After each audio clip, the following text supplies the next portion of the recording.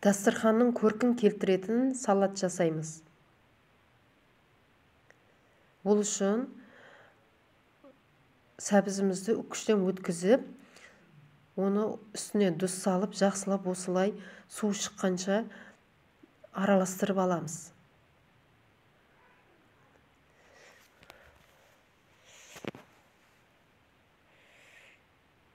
Оның үстіне майдалап туралған чесногымызды саламыз.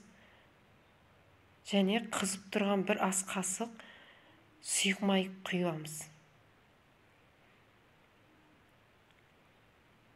Араластырып аламыз осын.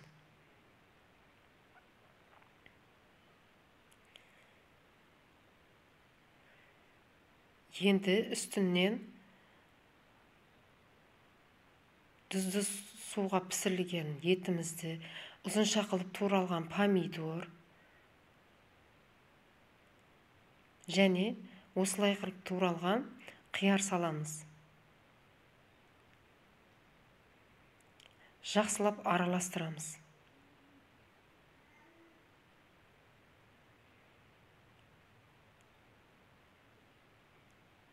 Ұзынша қылып туралған болгар бұрышын да саламыз.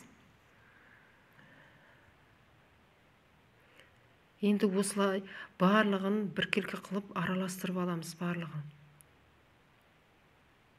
Салатымыз дайын болды. Енді тарелкамызға салып, үстінен күнжіт себеміз.